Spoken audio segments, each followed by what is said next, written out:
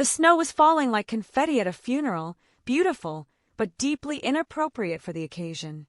Zara Williams stood outside the Grand Hyatt Seoul, her breath forming angry little clouds in the December air, watching her boyfriend of 3 years walk away with a woman who looked like she'd been assembled in a K-drama laboratory. "This is not how I thought tonight would go," she muttered, her American accent cutting through the cold.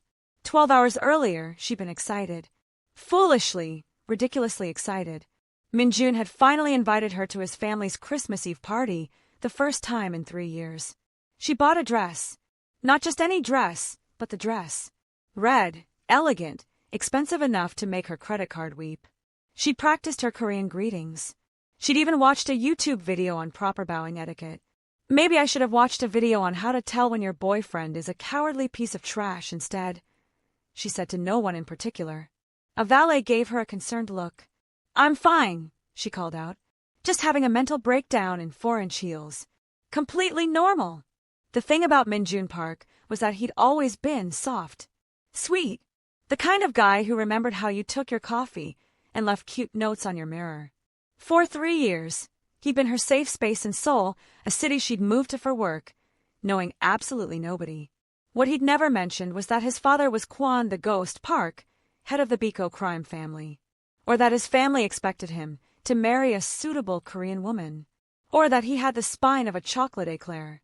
"Zarya," he'd said earlier that evening, using the cute Korean nickname that now made her want to punch something. "We need to talk." Those 4 words. The 4 horsemen of the relationship apocalypse. They'd been standing in the hotel lobby, surrounded by Christmas decorations that suddenly seemed obscene in their cheerfulness. His family's party was happening upstairs. She could hear the music, the laughter. "My father." He'd begun, not meeting her eyes. "He's arranged something. I can't." "Can't what, Min-jun?"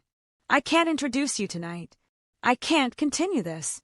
The words had hit her like a Seoul winter, sharp, brutal. Shocking even though you knew it was coming. "You're breaking up with me? Now? On Christmas Eve? Before meeting your family? I'm sorry. My father found out about us. About you. He said." "What did he say?"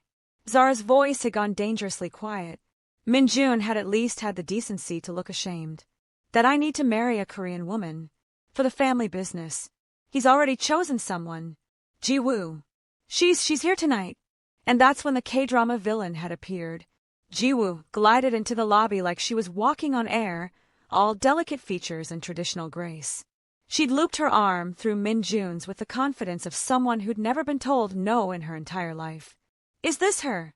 Ji-woo had asked in Korean, looking Zara up and down like she was evaluating a handbag. "She's very tall." Zara was 5'10". In heels, she was 6'2". She'd never felt more aware of it than in that moment. "Min-jun," Zara had said, her voice shaking. "Look at me." He couldn't. He literally couldn't look at her. 3 years, she'd whispered. 3 years, and you're just what? Following orders. "You don't understand," he'd said miserably. "My father is not someone you say no to. Clearly, you didn't inherit any of his backbone." And with that, Zara had turned on her expensive heel and walked out into the snow, her perfect red dress mocking her with every step. Now, standing outside, she felt the tears threatening. But Zara Williams hadn't survived 6 years in Seoul by falling apart in public. She'd cry later, in her apartment, with ice cream and American Netflix. "Miss!" The valet approached cautiously. "Are you waiting for a car?" "No, I'm waiting for my dignity to catch up with me. It's running a bit late." The valet blinked. "Sorry," Zara sighed. "Yes, could you call me a taxi? Actually, make it 2. 1 for me, and 1 for my shattered dreams." I'll call 1 taxi, miss." As she waited, shivering despite her coat, Zara's phone buzzed. Her best friend, Meredith. "Meredith, how's the party? Did his family love you?" Zara didn't make it to the party. Got dumped in the lobby instead. "Meredith, what?" Zara, "Yep. Arranged marriage. I'm officially a K-drama cliché." "Meredith, I'm coming over with soju." Zara, "Make it 2 bottles." The taxi pulled up just as a fleet of black Mercedes arrived at the hotel entrance. Zara moved to get in, but froze when she saw who was emerging from the lead car. "Kwon Park, The ghost himself. She'd seen photos, of course. Min-jun kept them hidden, but she'd snooped. It wasn't snooping if your boyfriend was mysteriously secretive about his family for 3 years. That was investigation. But photos didn't capture the presence of the man. He was in his early 50s, dressed in a dark suit that probably cost more than her annual rent. His hair was silver at the temples, his face sharp and angular. He moved with the kind of confidence that came from knowing you were the most dangerous person in any room. Several men in suits flanked him, bodyguards, obviously. They moved like a well-oiled machine, scanning the area, checking the perimeter. Kwon Park's eyes swept across the hotel entrance and landed, for just a second, on Zara. Their eyes met. In that instant, Zara saw something flicker across his face. Surprise, maybe? Interest? It was gone so quickly she might have imagined it. Then he was walking into the hotel, his entourage following, and Zara was left standing there with her mouth slightly open. "Miss," the taxi driver called. "Are you coming?" Zara shook herself. Yes. Sorry." As the taxi pulled away, she looked back at the hotel, at the warm lights and the Christmas decorations and the party she'd never attend. "Merry Christmas to me," she muttered. She had no idea that this was not an ending. It was barely even the beginning. Zara woke up on Christmas morning with a headache, a stuffed nose from crying, and a text message from an unknown number. Unknown. "Miss Williams, this is Kang Dae-young, assistant to Mr. Kwon Park. Mr. Park requests a meeting with you at your earliest convenience." She stared at the message for a full minute, convinced she was still drunk from the soju. "Zara, I think you have the wrong number." "Unknown, I do not." Mr. Park was quite specific. Zara Williams, American citizen, marketing consultant for Seoul Corporation, currently residing in Gangnam. "Shall I continue?" "Well, that wasn't creepy at all." "Zara, why does Min-jun's father want to meet me?" "Unknown. Mr. Park will explain in person." "Shall I send a car?" "Zara, hard pass." "Unknown. Mr. Park anticipated you might say that. He asked me to tell you he wishes to discuss his son's spectacular failure of character and whether you might be interested in making things interesting." Now that got her attention. "Zara, what does that mean?" "Unknown. Again, Mr. Park will explain. The car will arrive at 2 p.m. Please dress appropriately." "Zara, I didn't agree to." "Unknown. 2 p.m. Miss Williams." Mr. Park is not accustomed to being refused. "Zara, seems to run in the family." "Fine. But if this is a setup to murder me, I'm going to be very annoyed." "Unknown, noted." Meredith, who'd spent the night on Zara's couch after the soju-fueled crying session, emerged from the bathroom looking like a blonde zombie. "Why are you texting so early?" she groaned. "It's Christmas. We're supposed to be nursing our hangovers in peace. Min-jun's father wants to meet me." Meredith blinked. "The mafia boss? The one who made his son dump you?" "That's the one." "Zara." "Babe. Light of my expat life." "That sounds like a terrible idea." "Oh, absolutely," Zara agreed. "But I'm curious." Curiosity killed the cat. Good thing I'm a human. With spite as a superpower. At exactly 2 p.m., a black Mercedes pulled up outside Zara's apartment building. Not a regular Mercedes. The kind of Mercedes that had bulletproof windows and probably a minibar in the back. Kang Dae-young stood beside it, looking exactly like what you'd expect a crime boss's assistant to look like, impeccably dressed, expressionless, and vaguely terrifying. "Miss Williams," he greeted with a slight bow. "Thank you for agreeing to meet Mr. Park." "I don't remember agreeing," Zara said, but she got in the car anyway. Meredith watched from the window, phone in hand, ready to call the embassy if Zara didn't text within 2 hours. The drive took them to Gangnam, but not to any building Zara recognized. They pulled into an underground garage of what looked like a luxury office building. The elevator required a key card and probably a blood sample. "Where are we going?" Zara asked. "Mr. Park's private office." "Does he also have a public office?" "Like for his legitimate businesses." Kang's expression didn't change. "All of Mr. Park's businesses are legitimate, Miss Williams." "Right. And I'm the Queen of England." The barest hint of a smile touched Kang's lips. The elevator opened onto a penthouse floor that was less crime boss lair and more extremely wealthy businessman with good taste. Floor-to-ceiling windows overlooked Seoul. Minimalist decor. Expensive art that Zara suspected might be stolen, but probably wasn't because that would be too obvious. And there, standing by the windows, was Kwon Park.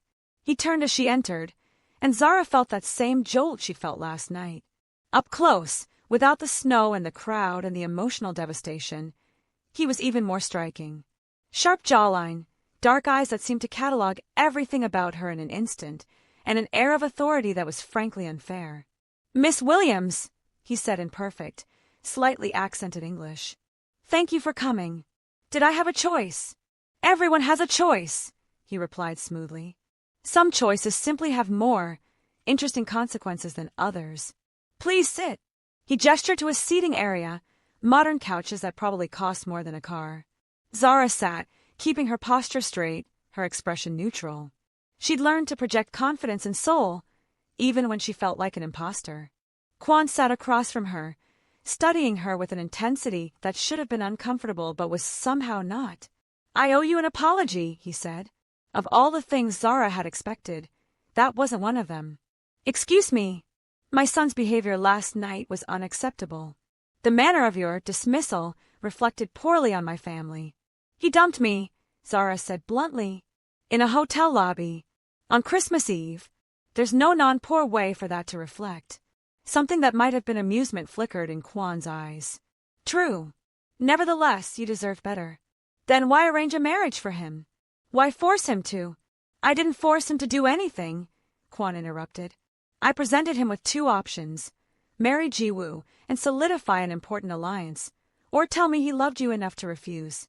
He chose the former. Quite quickly, I might add." Ouch! That stung worse than the actual breakup. "Why am I here, Mr. Park?" "Because my son is a coward and you are not." He leaned forward slightly. "I saw you last night, outside the hotel. You could have made a scene, created drama. Many women would have. I'm not many women." "Precisely." He paused. "Miss Williams, I'm going to make you a proposition that will sound insane. I'm sitting in a mafia boss's secret office on Christmas Day after getting dumped by his son. We've already crossed into insane territory. That definite smile this time. Fair point. Here's my proposition: marry me." Silence. Complete, absolute silence. Zara stared at him. Blinked. Stared some more. "I'm sorry," she finally said. "I think the hangover is affecting my hearing. It sounded like you just proposed." "I did. To me." "Yes. The woman your son just dumped." "Precisely because of that fact." Zara stood up. "Okay, I'm leaving.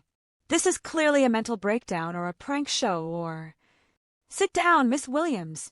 It wasn't a command. It was barely even firm. But something in his voice made her sit. "Let me explain," Kwon said calmly. "My son made a choice last night. Family obligation over personal desire. Fine. That's his decision. But it was done poorly, publicly, and without honor. The way he treated you disrespects not just you but the family name. So you're going to marry me? To what? Teach him a lesson?" "Partially. But there are other factors." He ticked them off on his fingers. "1, you intrigue me. A woman who moves to Seoul alone, builds a successful career, learns Korean, and doesn't crumble when faced with humiliation. That's rare. 2, my son needs to understand that actions have consequences. 3, Ji-woo's family has been growing too ambitious. This marriage alliance gives them leverage I'd prefer they didn't have. Taking you as my wife disrupts their plans beautifully." Zara felt like she was in a fever dream. "You want to marry me for business reasons? And revenge against your own son? And because you're beautiful, intelligent, and apparently have excellent taste in dresses, even if the occasion was ruined? Was the crime boss flirting?" "Mr. Park." "Kwon, if we're to be married, you should use my given name." "We are not getting married." "Why not?" He seemed genuinely curious. "You'd have financial security, social status, protection from one of the most powerful families in Seoul. And," he added with a slight smile, "the satisfaction of watching my son realize his father won what he threw away." Zara hated that the revenge aspect was tempting. She hated it so much. "This is insane," she repeated. "Yes," Kwon agreed. "But you haven't said no." He was right. She hadn't. "I need to think." Of course. Take your time. He handed her a business card. Call this number when you decide. But Miss Williams, don't take too long. The wedding is in 2 weeks. The what? If we're doing this, we're doing it properly and quickly. Maximum impact. I've already begun arrangements. You began arrangements before I even agreed? I'm an excellent judge of character, Kwon said. You'll agree. You're too curious not to. And too angry. Zara stood, her head spinning. You're absolutely insane. Frequently pointed out, rarely relevant. He stood as well, extending his hand. Think about it. But I'll see you at the wedding, Miss Williams. His handshake was firm, warm, and sent an entirely inappropriate shiver up her spine. As Kong drove her home, Zara's phone exploded with messages from Meredith. Meredith, are you alive? Meredith, Zara Marie Williams. Meredith, I swear if you're dead I'm going to kill you. Zara, I'm alive. And I think I just got proposed to by a mafia boss. Meredith, what? Zara, long story. Coming home. Buy more soju. Meredith, already bought. Also what? Back in the penthouse, Kong approached Kwon, who was still standing by the windows, looking out at the city. Sir, Kong said carefully. Was that wise? Kwon smiled, a real smile this time, not the carefully controlled ones he showed the world. Probably not. But when was the last time I did something unwise, Dae-young? 2009, sir. The Incheon incident. 17 stitches. Exactly. I'm overdue for interesting choices. He turned from the window. Besides, did you see the way she looked at me? Not an ounce of fear. Just calculation and anger and fire. When was the last time anyone looked at me like that? Most people prefer to stay alive, sir. Most people are boring. Kwon picked up his phone. She'll agree. Cancel my meetings for the next 2 weeks. We have a wedding to plan. Zara lasted exactly 18 hours before calling the number on the card. It wasn't the money. It wasn't even the status. It was a 3 a.m. text from Minjun that did it. Minjun, Zara, I'm sorry. I was weak. Can we talk? Minjun, I made a mistake. Jiwoo is. She's not you. Minjun, please. I love you. The audacity. 3 years of hiding her, and now he loved her? She called Kwon's number. He answered on the first ring. Miss Williams. I'll do it. A pause. You're certain? No. But I'm angry enough not to care. Good. Anger is honest. Meet me for breakfast. 10 a.m. His voice held a smile. Sleep well, future Mrs. Park. Breakfast was at a private restaurant that didn't have a sign. Kwon laid out his terms with military precision. 2 weeks until the wedding. Small ceremony, key witnesses, including Minjun and Jiwoo's family. You'll move into my house, get a new wardrobe, and have personal security. Bodyguards. You're marrying into the Biko family. Yes. He said it like she'd asked if water was wet. Ground rules, Zara said firmly. This is business. Separate rooms. No expectations.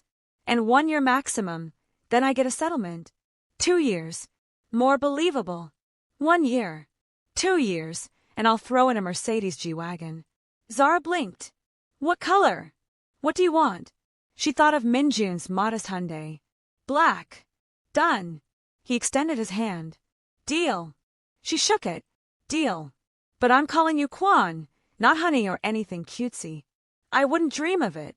He held her hand a moment longer than necessary. Though I reserve the right to be charming in public. You're already too charming. It's suspicious. His laugh was genuine.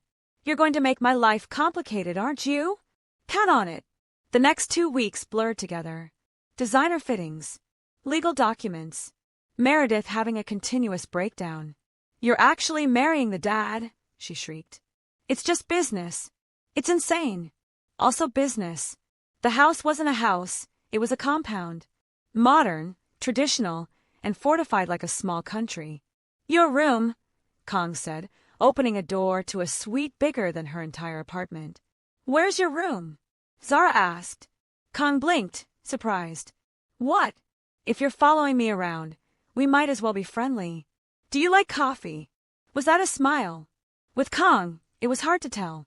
The night before the wedding, Zara stood on her balcony, staring at Seoul's lights, wondering what the hell she was doing. Second thoughts. She spun. Kwon stood in the doorway, dressed casually, the first time she'd seen him without a suit. How did you get in? My house. Though I did knock. He stepped onto the balcony. You can still back out. Can I? Really? I'm many things, but I don't trap people. Why me? She asked quietly. Really? Because you're interesting. Because you look at me like I'm a person, not a title. Because I haven't been curious about tomorrow in years. He paused. And because you make me want to see what happens next. Zara studied him in the moonlight. I'm not going to be some quiet, perfect mafia wife. If I wanted quiet and perfect, I would have married Jiwoo's grandmother. His smile was genuine. I want you exactly as you are. Even when I'm difficult. Especially then. You might regret that. I look forward to finding out. He headed toward the door, then paused. Get some sleep, Zara. Tomorrow is going to be very entertaining. It was the first time he'd used her first name. She found she didn't mind at all. The wedding was set in a private garden, one of those places in Seoul that felt hidden from the city, where money and power bought you peace and beauty. It was small, as Kwon promised. About 40 guests. 40 witnesses to what Zara was certain would be the messiest wedding of the decade. You look beautiful, Meredith said, adjusting Zara's veil with shaking hands. Also, I can't believe this is happening. Also, is it too late to run? Way too late. I signed about 17 legal documents. Right. Cool. Just checking. The dress was perfect. White, modern, with delicate embroidery that caught the light. Mrs. Kim had outdone herself. Zara looked like herself, just more. You ready? Meredith asked. Not even a little bit. That's the spirit. The ceremony was outside, despite the December cold. Heaters had been strategically placed, and the garden looked like something out of a fairy tale. Lights in the trees, white flowers everywhere, traditional Korean lanterns mixing with modern decor. And there, standing at the altar, was Kwon. He wore a traditional Korean hanbok, black with silver embroidery, and Zara's brain temporarily short-circuited because, wow, okay, her fake husband was objectively gorgeous. But what really caught her attention was the front row. Minjun sat there, looking like he'd been gutted. Next to him was Jiwoo, her face a mask of polite confusion. And next to her, a man who must be her father, looking furious. Excellent. As Zara walked down the aisle alone, because she'd be damned if anyone gave her away, she kept her eyes on Kwon. He watched her approach with an expression she couldn't quite read. Appreciation. Amusement. Something else. When she reached him, he leaned in slightly. You're going to give my son a heart attack. Good, she whispered back. The officiant began speaking in Korean. Zara understood enough to follow along. It was a mix of traditional and modern vows, something Kwon had apparently insisted on. When it came time for the vows, Kwon spoke first in English. Zara Williams, he said, his voice carrying across the silent garden. I promise to respect your choices, protect your freedom, and never make you regret taking a chance on the impossible. I promise to be interesting, occasionally difficult, and always honest. And I promise that while this may have started as revenge, I'll make sure it becomes something neither of us expected. That wasn't in the script they'd agreed on. Zara felt her heart do something complicated. Kwon Park, she said, keeping her voice steady. I promise not to kill you, even when you're being impossible. I promise to bring chaos into your organized life and make you question your decisions. I promise to be myself, always, even when it's inconvenient. And I promise that if we're going to do this insane thing, we're going to do it spectacularly. Kwon's smile was brilliant. The officiant pronounced them married. Kwon kissed her. It was supposed to be quick, perfunctory for show. It was not. His hand came up to cup her face, gentle but possessive, and his lips were warm against hers. For a moment, Zara forgot this was fake, forgot the audience, forgot everything except the unexpected electricity of the kiss. When they pulled apart, Kwon's eyes were dark with something that definitely wasn't fake. Well, he murmured, just for her. That was interesting. Shut up, she whispered back, but she was smiling. The reception was where things got truly entertaining. Minjun approached them during cocktail hour, looking like a man walking to his execution. Father, he said stiffly in Korean. Congratulations. Thank you, my son.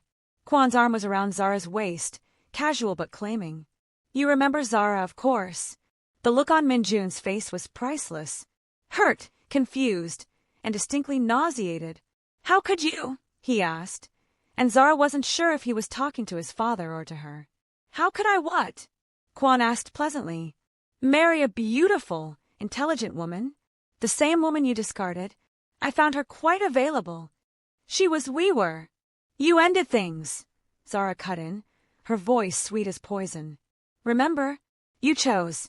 This is me, choosing. Jiwoo appeared then, looping her arm through Minjun's with visible possessiveness. Is there a problem? No problem, Kwan said smoothly.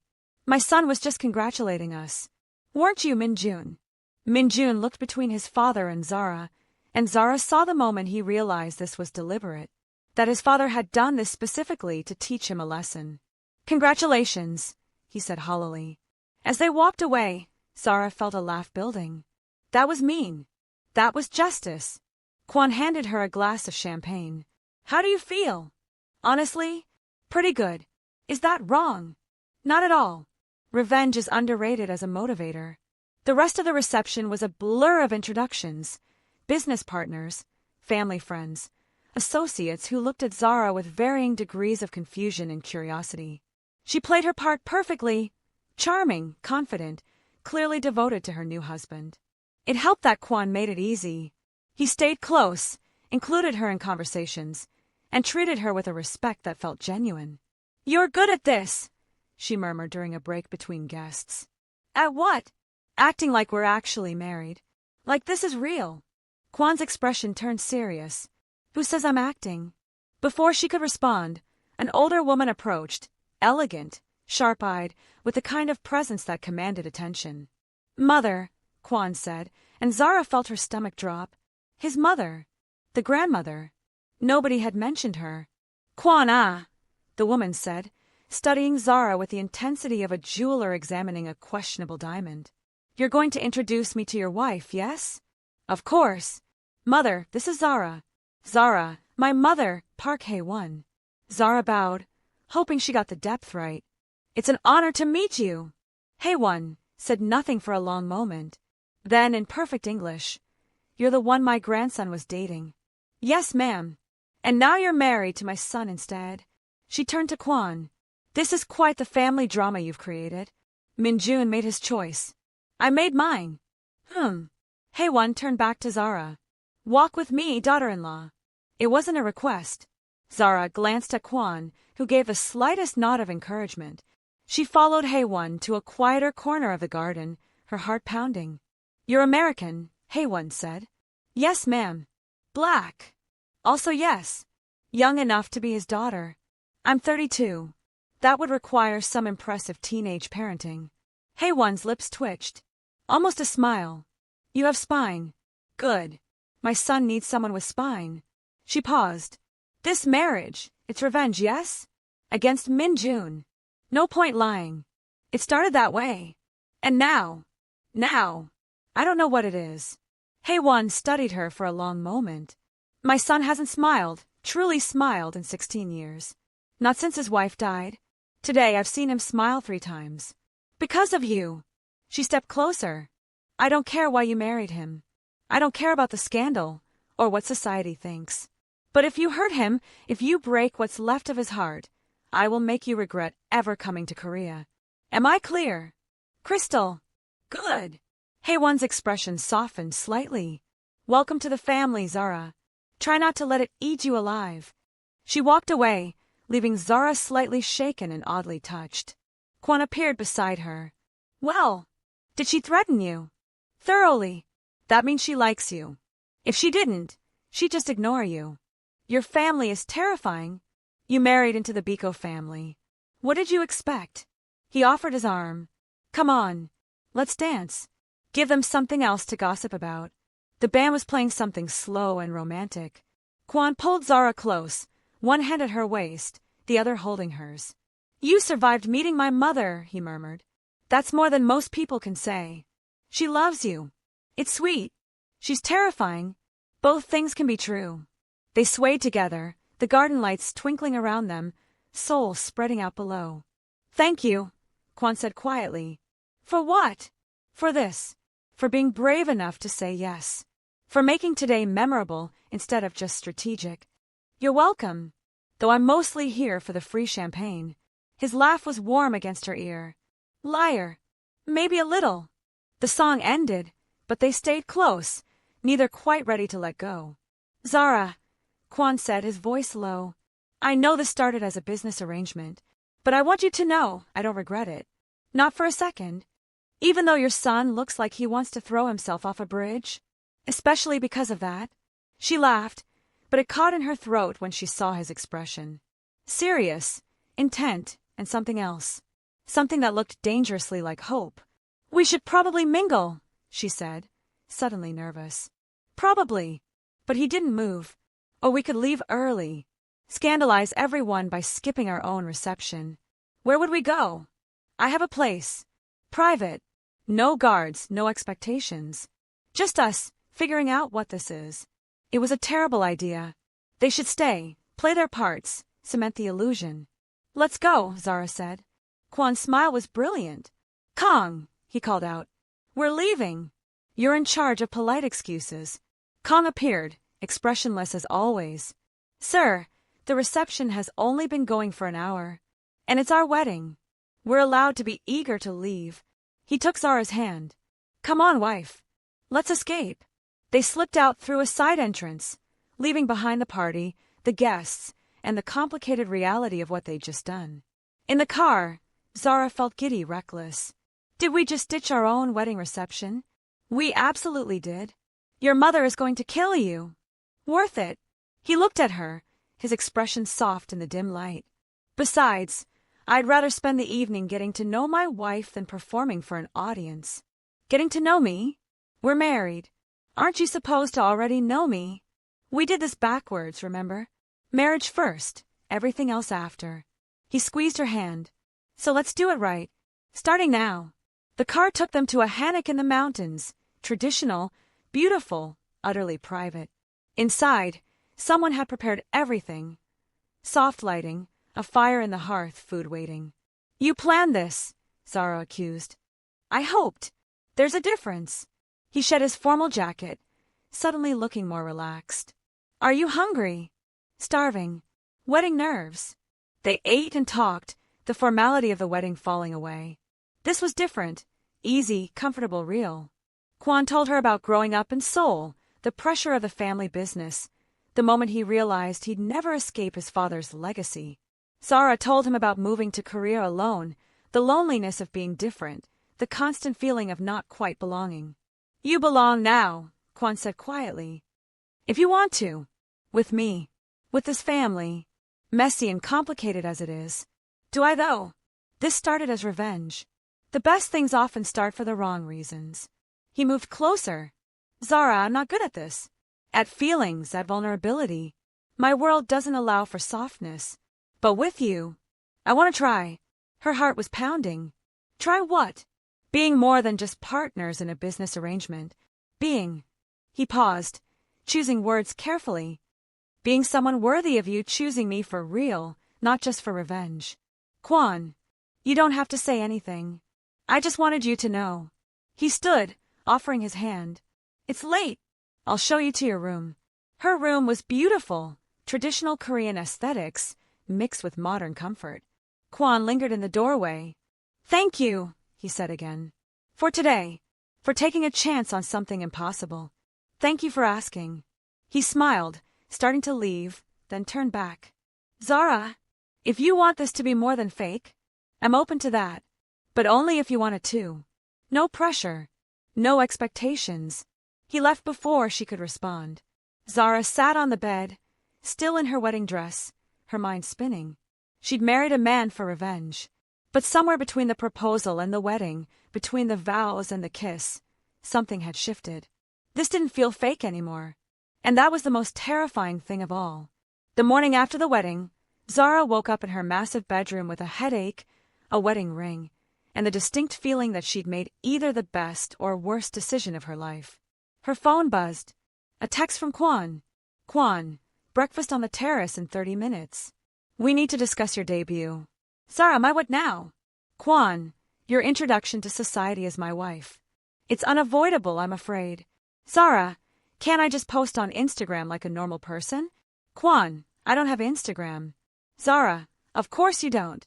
She dragged herself out of bed, showered, and threw on clothes from her new wardrobe, designer casual wear that probably cost more than her old monthly salary. When she found the terrace, Kwon was already there, reading a newspaper, looking annoyingly well-rested. Good morning, wife, he said without looking up. It's too early for that word. Which one? Wife or morning? Both. She poured herself coffee from the carafe. What's this about a debut? There's a charity gala tomorrow night. Annual event, very high profile. We'll attend together. Show Seoul that this marriage is real. Tomorrow? I just got married yesterday. And now you're a park. Welcome to never having a moment's peace. He finally looked up, and something in his expression softened. You look tired. Gee, I wonder why. Regrets. Zara considered lying, then decided against it. Ask me after the gala. Fair enough. He folded his newspaper. Your phone is probably exploding, by the way. The wedding photos went public an hour ago. What? I have a publicist. She's very efficient. Zara grabbed her phone. Sure enough, 47 missed calls, 183 text messages, and her Instagram DMs had apparently exploded into another dimension. Meredith, girl.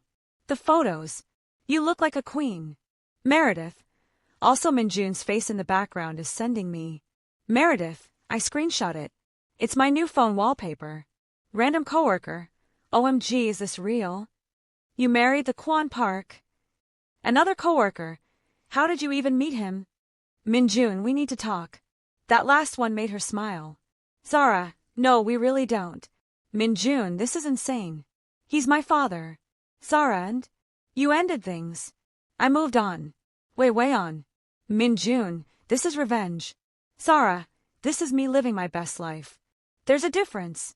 She blocked his number. Everything all right? Kwon asked, watching her with amusement. Your son is having a meltdown. As expected. Good. You're kind of scary when you're pleased. I'm kind of scary generally. You'll adjust. He stood. I have meetings today. Khan will stay with you. If you need anything, I'll be fine. I'm not helpless. I never thought you were. Helpless people don't interest me. He paused. Oh, and your car is being delivered this afternoon. My, you actually bought me a G-Wagon? A deal is a deal, Zara. I always keep my word. After he left, Zara sat on the terrace, drinking coffee, trying to process her new reality. She was married to a crime boss, living in a compound, with bodyguards. Mrs. Park. Kong appeared. There are several people at the gate claiming to be reporters. Already. The wedding announcement was significant news. What do I do? Mr. Park suggests you ignore them. They'll get bored eventually. Will they, though? Kang's expression suggested they absolutely would not. The G-Wagon arrived at 3 p.m., sleek and black and absolutely gorgeous. Zara ran her hand over the hood like it was a pet. You're drooling, Meredith said. She'd come over the moment Zara texted her the address, and had spent 20 minutes just staring at the house with her mouth open. I earned this car through emotional trauma. I'm allowed to drool. Fair point. Meredith peered through the car windows. Jesus, it even has that new car smell. The good new car smell. Want to go for a drive? Are you allowed to leave? I'm married, not imprisoned. Besides, Kong can follow if he wants. She raised her voice. Right, Kong. Kong materialized from somewhere. The man moved like a ghost. If you're leaving the compound, I'll need to come with you. Cool. You can sit in back. Meredith gets shotgun. They drove through Seoul, Zara getting used to the weight and power of the G-Wagon, Kong sitting silently in back like the world's most intimidating third wheel. So, Meredith said carefully, how is it? The marriage thing. Weird. We barely see each other. He has his part of the house, I have mine. But nothing. Zara, I've known you for 4 years. There's a but. Zara sighed. But he's not what I expected. He's smart. Funny, in this dry way. Respectful. And hot. I wasn't going to say that. But you were thinking it. Meredith. What? You married a hot mafia boss for revenge. That's some Wattpad-level plot, and I'm here for it.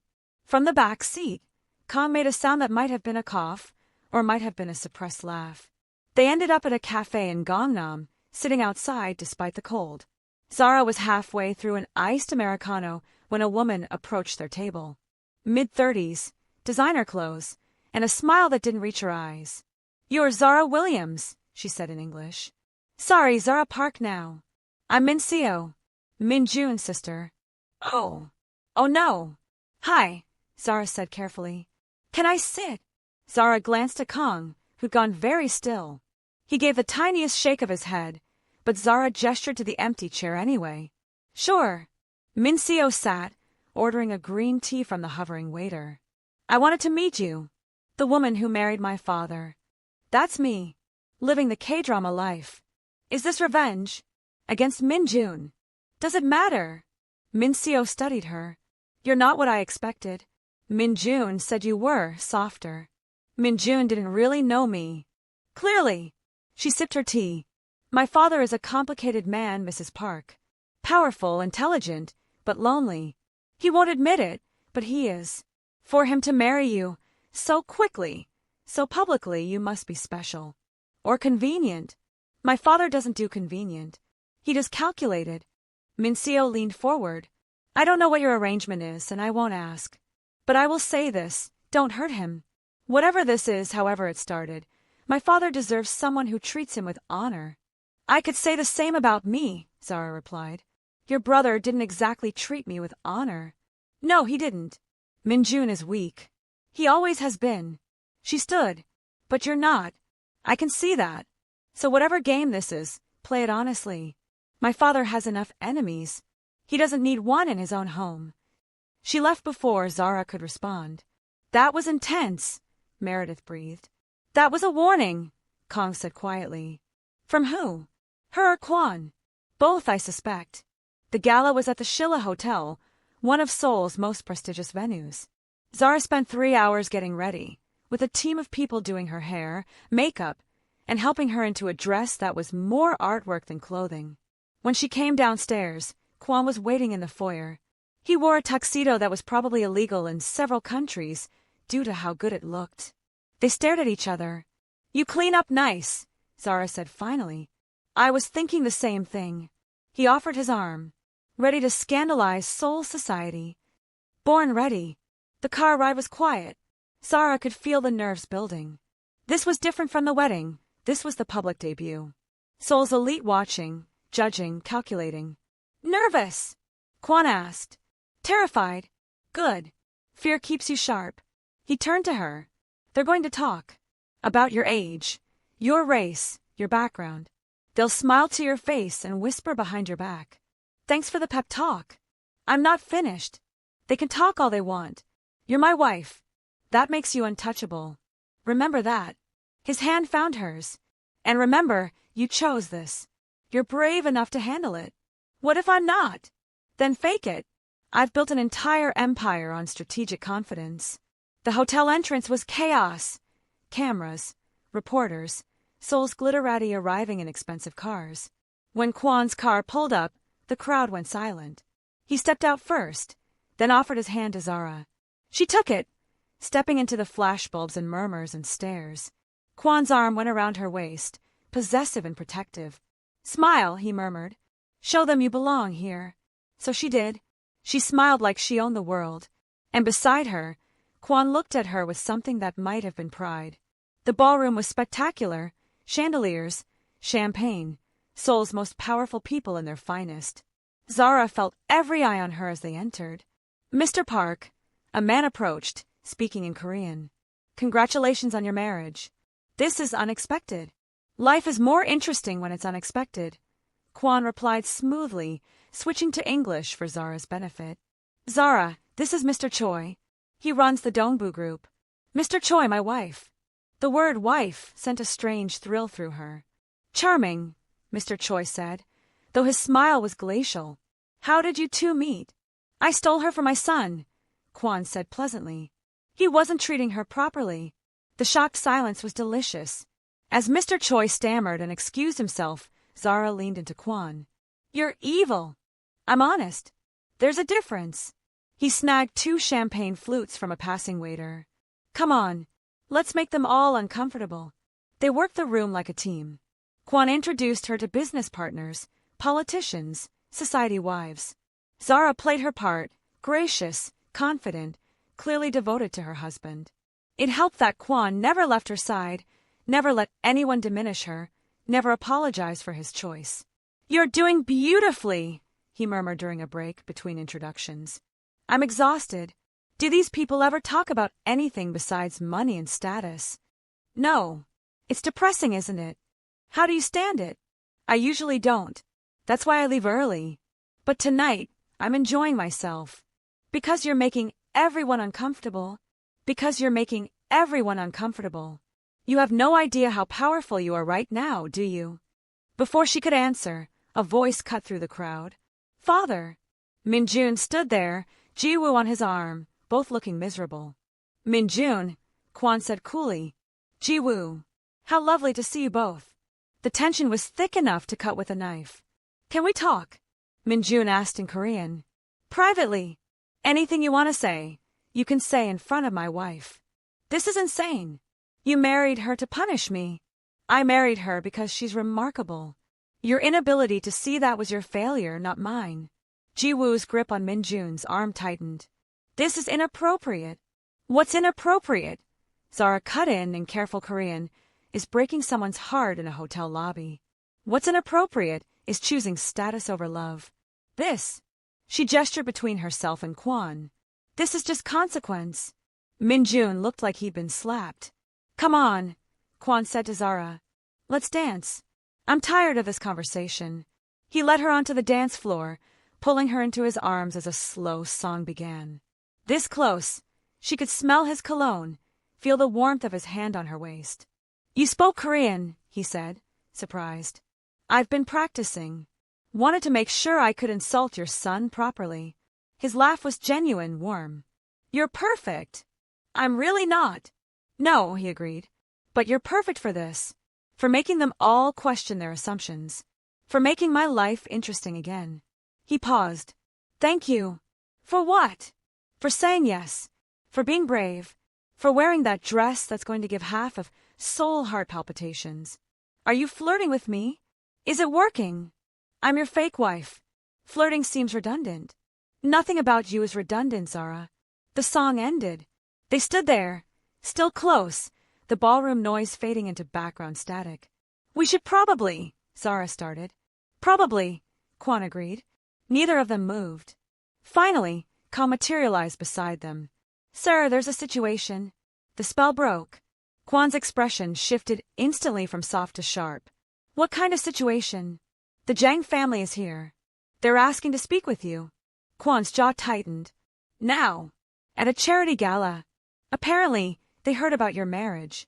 They're concerned about the alliance with Ji-woo's family. They can stay concerned. But Kwon sighed. Fine. Zara. Go. I'll be fine. Kang stays with you. I'll be fine. I'm a grown woman at a party, not a damsel. Kwon looked like he wanted to argue, but Min Seo appeared out of nowhere. I'll stay with her, father. Go handle business.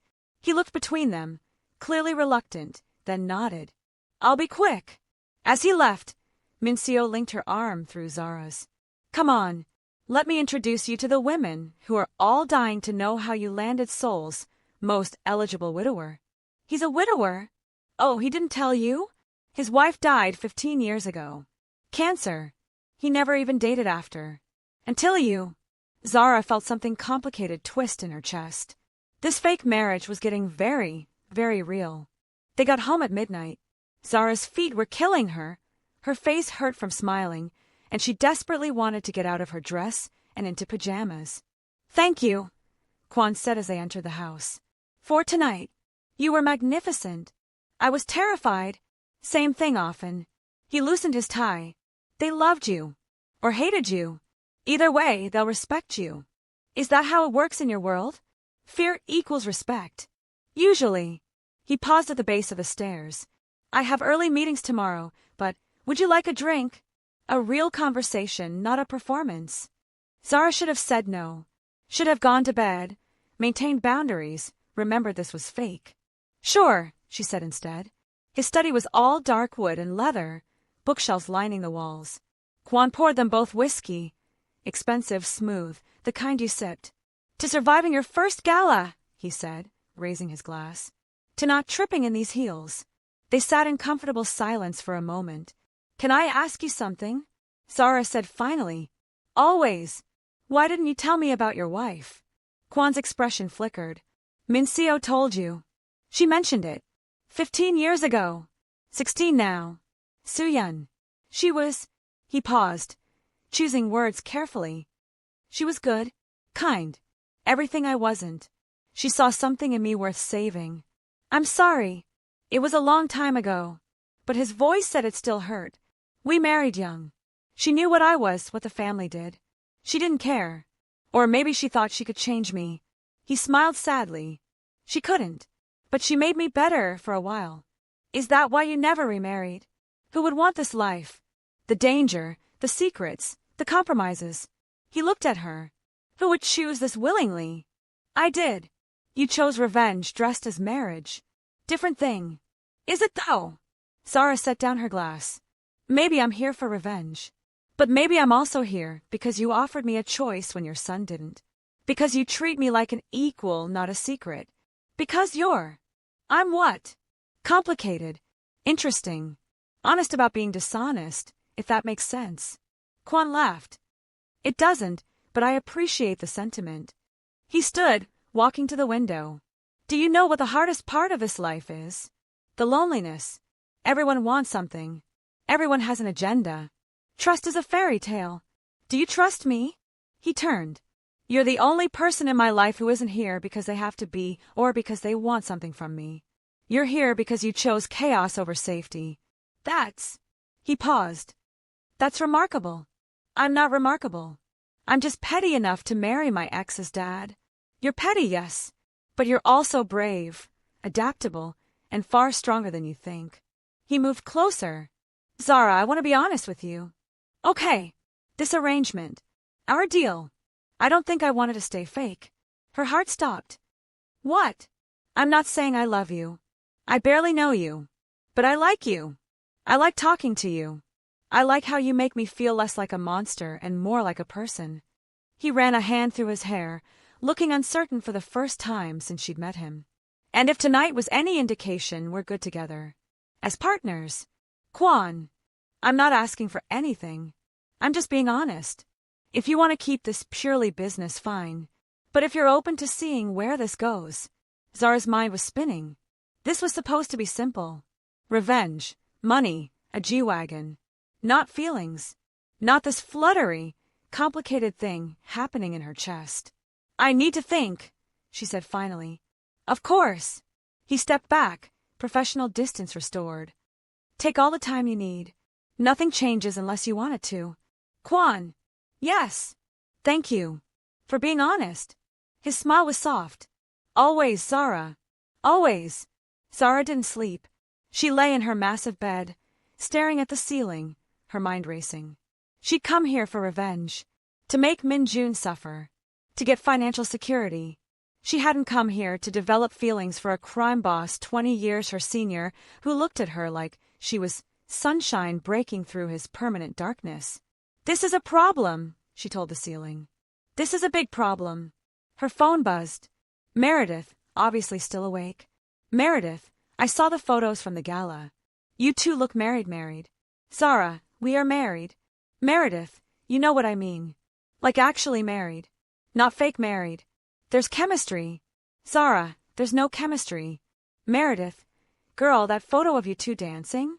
I could feel the heat through my phone screen. Zara, you're imagining things. Meredith, am I though? Because you're deflecting, which means I'm right. Zara groaned. Zara, he said he wants this to be real. Meredith. Meredith, what? Meredith. Zara Marie Williams. Meredith, what did you say? Zara, that I need to think. Meredith. Okay, but do you want it to be real? And that was the question, wasn't it? Did she want this to be real? Did she want to risk her heart on a man whose life was dangerous, complicated, built on violence? Did she want to go from fake wife to real wife, with all the complications that entailed? Zara, I don't know. Help me think. Meredith, pros. He's hot, rich, treats you well, clearly cares about you, and gives excellent revenge. Meredith, cons. He's a literal crime boss. His life is dangerous. You be Mrs. Mafia boss for real. And oh yeah, he's your Yex's dad. Zara, very helpful. Meredith, I try. But seriously, babe, forget the pros and cons list. How do you feel when you're with him? How did she feel? Safe. Challenged. Seen. Like she could be entirely herself, sharp edges and all, and he'd just smile and find her interesting rather than difficult. Zara, I feel like myself. The good and bad parts. Meredith, then you have your answer. Did she though? Morning came too early. Zara dragged herself to breakfast, finding Kwon already there, reading the business section. Morning, she said carefully. Good morning. His tone was neutral, giving her space. Coffee, please. They sat in silence for a moment, Zara building courage. I've been thinking, she finally said, about what you said last night. Kwon set down his paper, giving her his full attention. This is crazy, she continued.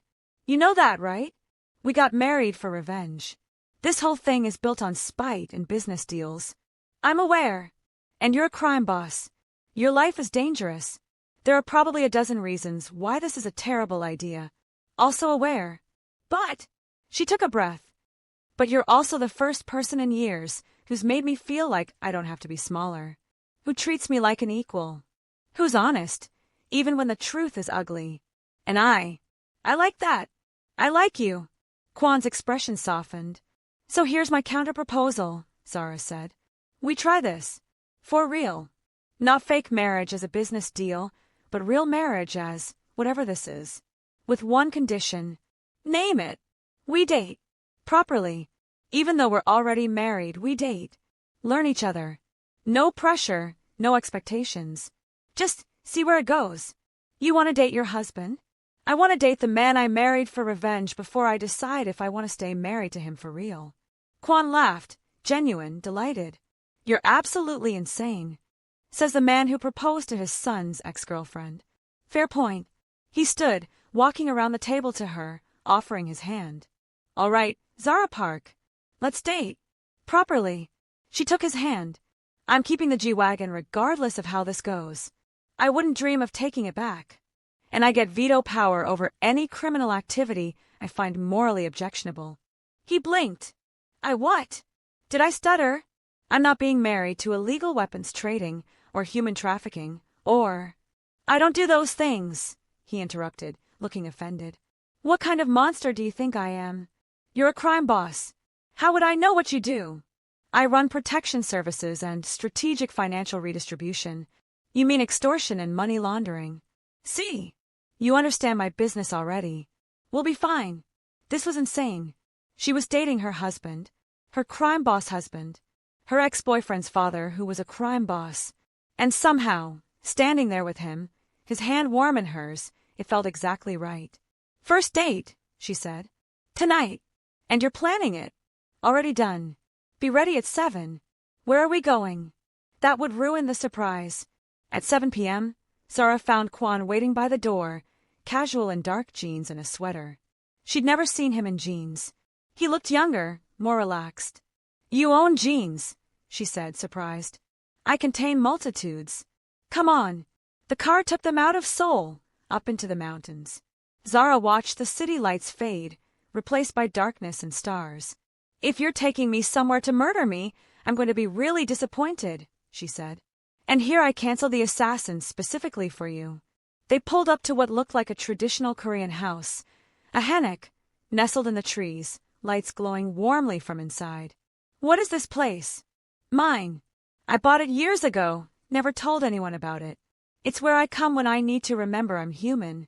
Inside was warm, cozy, shockingly normal. No guards, no security, just a simple house with heated floors and comfortable furniture. You cooked? Zara asked, smelling food. Don't sound so surprised. I lived alone for years. Dinner was surprisingly good, Korean dishes she recognized and some she didn't, all made with care. This is nice, she said. Domestic. Unexpected. That's the point. You wanted to date, to know me. This is me. Not the boss, not the role. Just me. They ate and talked about everything and nothing. Her life in America, his childhood in Seoul, books they loved, movies they hated. It was easy, comfortable, like they'd been doing this for years. After dinner, they sat on the floor by the windows, looking out at the stars. Can I ask you something? Zara said. Always. When did you know that you wanted this to be real? Kwon was silent for a while. The wedding. When you walked down that aisle looking furious and beautiful, and I realized I wanted to know what it would be like if you were walking toward me because you chose me, not revenge. That's kind of romantic. For a crime boss. I have layers. Like an onion. Are you quoting Shrek at me? Maybe. He laughed, pulling her closer. I like you, Zara Williams. Probably more than is wise. Zara Park, she corrected. Legally, anyway. Zara Park, he repeated, testing it. It suits you. She turned to face him. I like you too. Probably more than is smart. Want to make more bad decisions together? Absolutely. He kissed her then, soft, questioning, giving her time to pull away. She didn't. This kiss was different from the wedding. Not for show, not performative. Just them, real and honest and complicated. When they pulled apart, Kwon rested his forehead against hers. So, he murmured, how was our first date? Pretty good. Though the kiss at the end was forward. Would you like me to apologize? Absolutely not. But you're planning the second date too. Deal. They stayed in the hammock that night. Separate rooms, keeping boundaries, but somehow closer than they'd been in the compound.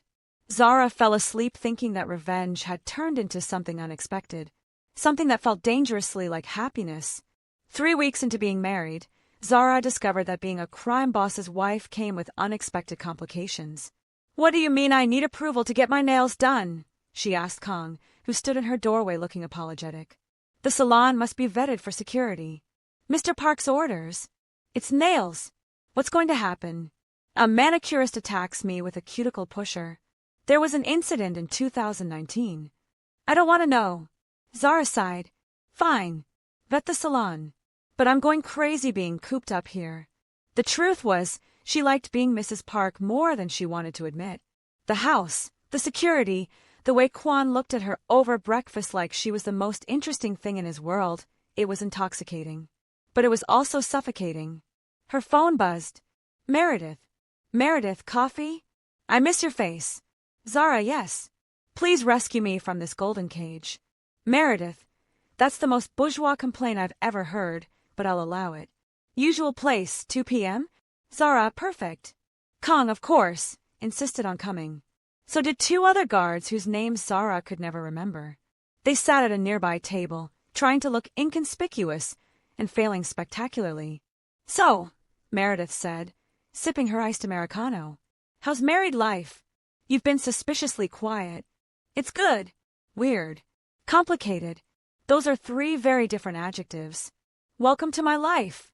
Zara stirred her coffee. We're dating. While married. It's bizarre. But you like him. It wasn't a question. I do. God help me, I really do. Zara leaned back. He's thoughtful. Funny in this dry, unexpected way. He listens when I talk. He treats me like an equal, not arm candy or a trophy wife. But he's still a crime boss, Mayor. His life is dangerous. Yesterday, someone tried to. She stopped, glancing at Kong, who was very deliberately not listening. Let's just say there was an incident. And Kwon acted like it was normal. Just another Tuesday. Did he keep you safe? Yes. But that's not the point. Isn't it though? Meredith leaned forward. Zara, you're falling for him. Actually falling, not fake marriage falling. That's what's scaring you. I'm not. Babe. I've known you for 4 years. You're falling. The question is, what are you going to do about it? Before Zara could answer, her phone rang. Kwon. Hey, she answered. Where are you? His voice was tight. Coffee with Meredith. Why? Get back to the house. Now. Kong will explain. He hung up. Kong was already standing, speaking rapidly into his phone. The other guards had moved closer, their casual demeanor replaced with sharp alertness. "What's happening?" Zara demanded. "There's been a threat against the family. We need to get you home. Now." "What kind of threat?" "The kind that means we're leaving." Kang's hand was on her arm, firm but not rough. "Please, Mrs. Park. We need to go." The drive back was tense.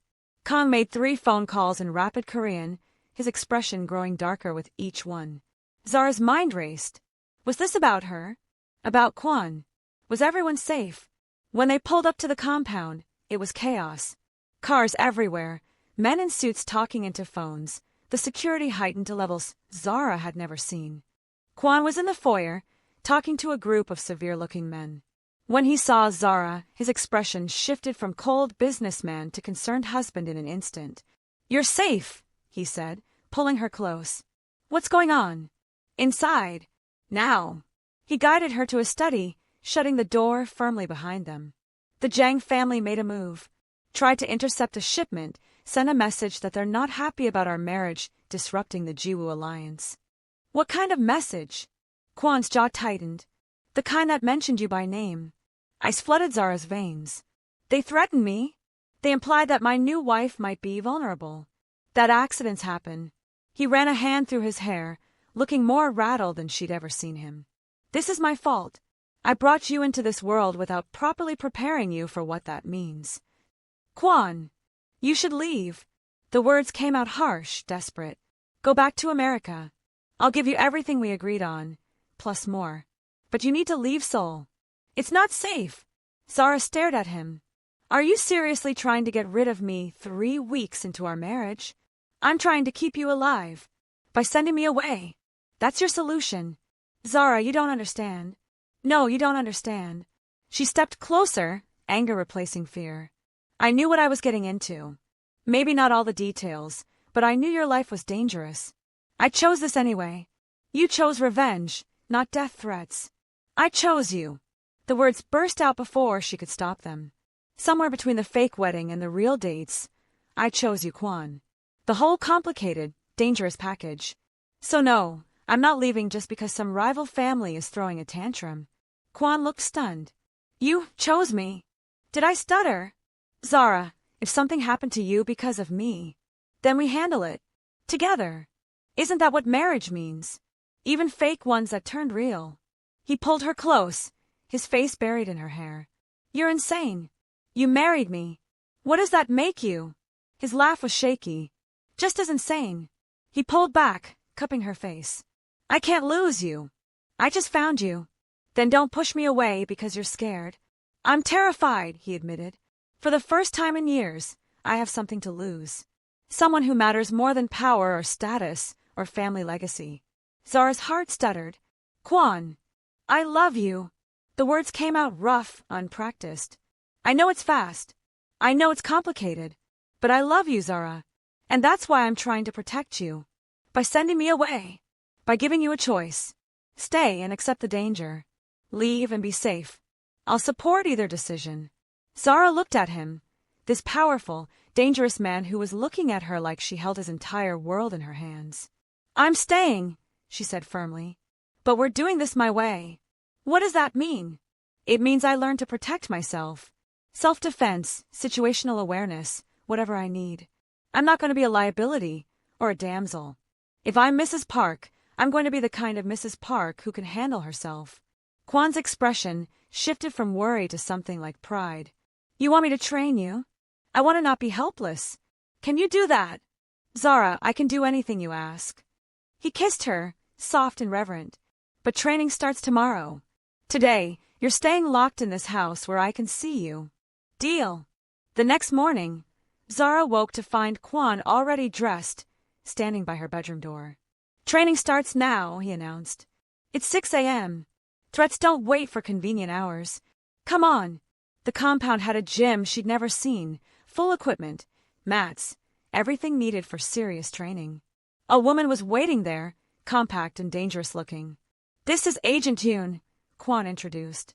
"Former Special Forces, now head of our security training. She's going to teach you everything."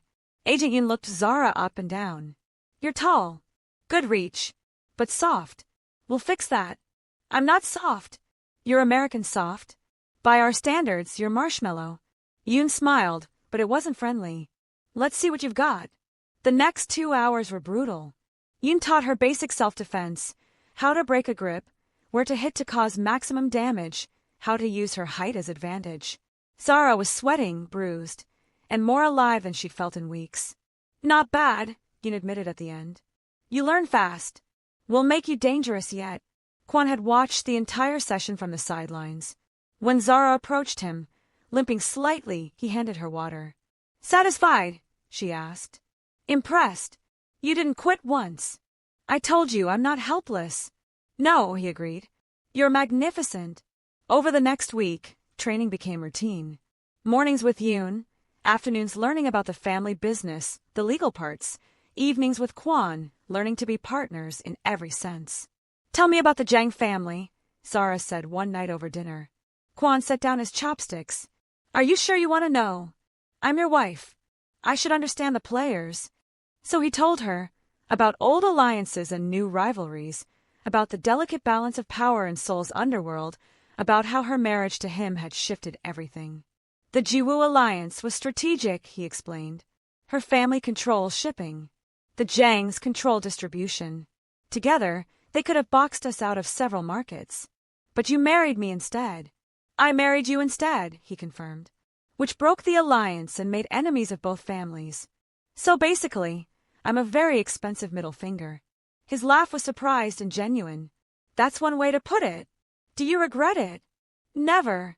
He reached across the table, taking her hand. They can threaten all they want. You're worth every complication. The threats didn't materialize into action, but the tension remained. Zara learned to live with guards, with security protocols, with the constant awareness that her life was different now. But she also learned the benefits. Like when Min Jun showed up at the compound one afternoon, looking desperate. I need to talk to Zara, he told Kong at the gate. Mrs. Park is not receiving visitors. Please, just 5 minutes. Kang's expression said exactly what he thought of that idea.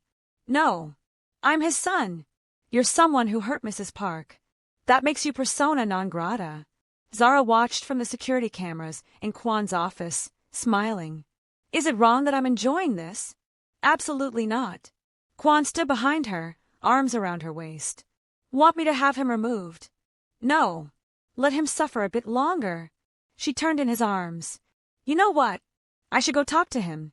Get closure. Are you sure? Yeah. I need to do this. For me.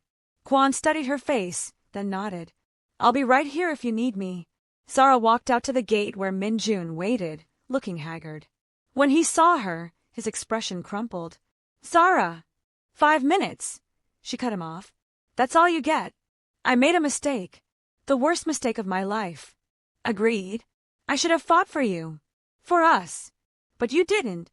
You chose the easy path. And now you're married to my father. His voice cracked. How could you do that? How could I? Min Jun, you dumped me on Christmas Eve. In a hotel lobby. For an arranged marriage. What did you expect me to do? Pine away. Not marry my father. Why not? He treats me better than you ever did. He's not ashamed of me. He doesn't hide me away. He chose me when given the option. She stepped closer. You had 3 years to choose me. Your father took 3 days. This is revenge. It started that way, Zara admitted. But you know what? It became something real. Something good. So thank you, Min Jun. He blinked. What? Thank you for being a coward. If you hadn't dumped me, I never would have found someone who actually deserves me. She smiled. Have a nice life with Jiwoo. I hope she makes you as miserable as you made me. She turned and walked back through the gates, leaving Min Jun standing there devastated. Kwon was waiting just inside. Feel better? He asked. So much better. She kissed him, long and deep. Take me inside. I want to celebrate being over my ex by making out with my husband. His laugh was pure joy. Best idea you've had all week. 2 months into their marriage, Zara woke up feeling like death. I think I have food poisoning, she groaned to Kwon over breakfast. He looked concerned. What did you eat? Nothing unusual. Maybe it's a bug. She pushed away her coffee, the smell making her nauseous. I'll be fine. But she wasn't fine. For 3 days, She felt terrible, exhausted, nauseous, emotional. On day 4, Meredith showed up at the compound with a knowing look. "How late are you?" she asked without preamble. "Late for what?" "Zara. Your period. How late?" Zara's brain stuttered to a halt. I don't, oh God. When did you last have it?" "Before the wedding. Maybe." Time had become fuzzy in the chaos of married life. Meredith pulled a pregnancy test from her bag. "Go pee on this. Now." "We've been careful." "Have you though?" "Every single time." The panic. The night after they decided to make things real. They'd been swept up in the moment, in feelings, in... "Oh God," Zara repeated. 10 minutes later, she stared at 2 pink lines. Pregnant. She was pregnant. With Kwan's baby. Her fake husband, who became her real husband, who she actually loved, was going to be a father. Again. To his ex-son's ex-girlfriend's baby. "This is insane," she whispered. "This is your life," Meredith corrected. "What are you going to do?" "I don't know." "Tell him." "Don't tell him." "Fake my own death and move to Argentina." "Probably start with telling him." "Right." "Yeah. Tell my crime boss husband that I'm pregnant." Easy. Totally not terrifying. But it was terrifying. Because this changed everything. This made it real in a way even the marriage hadn't. This was a baby. A tiny human who would tie her to Kwan and this life forever. Did she want that? Looking at the test, at the evidence of their relationship literally growing inside her, Zara realized something. Yes. She wanted this. All of it. The realization was startling and certain. She waited until that evening, after dinner, when they were alone in Kwan's study. He was reviewing some documents, looking distinguished and handsome, and Zara's heart ached with how much she loved him. "I need to tell you something," she said. He looked up immediately, catching her tone. "What's wrong?" "Nothing's wrong. Or maybe everything's wrong. Or maybe nothing at all." She was babbling. "I don't know how to say this." Kwan set down his papers, giving her his full attention. "Zara, you're scaring me." "What is it?" "I'm pregnant." Silence. Complete, absolute silence. Kwan stared at her, his expression unreadable. "Say something," Zara whispered. "Pregnant," he repeated, like testing the word. "You're pregnant. With a baby. Our baby." "Yes." "You're sure?" 3 tests. All positive. More silence. Kwan stood, walked to the window, his back to her. Zara's heart sank. "If you don't want this," she started. He turned, and she saw his face. He was crying. Kwan Park, the terrifying crime boss, had tears streaming down his face. "I never thought I'd have this again," he said, his voice breaking. "After Soo-Yun died, I thought that part of my life was over, that I'd never have a family again. And then you appeared, this force of nature who turned my life upside down, and I thought maybe, just maybe, I could be happy again." He crossed to her, pulling her close. "A baby," he whispered. "We're having a baby. We're having a baby," Zara confirmed, relief flooding through her. "You're happy." "Happy?" "Zara, I'm terrified. I'm going to be a father again at 53. My son is going to have a sibling young enough to be his child. This is insane and complicated and," he kissed her. "And I've never been happier in my entire life." "Really? Really?" He placed his hand on her still flat stomach. "You're giving me something I never dared to hope for. A second chance at having a family. At being a father who's present and involved." "You weren't involved with Min Jun." Kwan's expression darkened. "I was building an empire. I missed everything. His childhood, his milestones. I thought providing for him was enough. I was wrong." He looked at her stomach. "I won't make that mistake again. We're going to need a bigger house. We have 12 bedrooms. We need a nursery. And baby-proofing. And, oh God, I'm going to be a mom. I don't know how to be a mom." "You'll learn. We'll learn together." He kissed her forehead. "Thank you." "For what?" "For choosing me. For staying. For giving me this gift." Zara's eyes filled with tears. "I love you, you know. I know I haven't said it back yet, but I do. I love you so much it terrifies me." "Say it again." "I love you, Kwan Park. Even though you're impossible and dangerous and turn my life into chaos. I love you too, Zara Park." He grinned suddenly. "My wife. The mother of my child. The woman who married me for revenge and stayed for love. That's going on our Christmas cards. Absolutely not. They stood there, holding each other, the reality of their future settling around them like snow. You know what this means, Kwon said eventually. What? We have to tell the family, including Min-jun. Zara groaned. Can we not? Can we just keep this secret forever? My mother is going to lose her mind. In a good way. Your son is going to lose his mind in a bad way. I know. Kwon's smile was wicked. I can't wait. They told the family a week later, at a dinner Hae-won had insisted on. The whole clan was there, Min-seo, Min-jun, various cousins and aunts and uncles. Zara sat next to Kwon, her hand in his, gathering courage. We have an announcement, Kwon said, standing. The table fell silent. Zara is pregnant. We're having a baby. The explosion of reactions was immediate. Hae-won burst into tears of joy. Min-seo started laughing and crying simultaneously. The cousins erupted in congratulations. And Min-jun dropped his chopsticks, staring at them like they'd announced they were moving to Mars. Pregnant, he said faintly. About 8 weeks along, Zara confirmed, unable to resist twisting the knife a little. But you've only been married for 2 months. He stopped, doing the math, his face going pale. You two have been.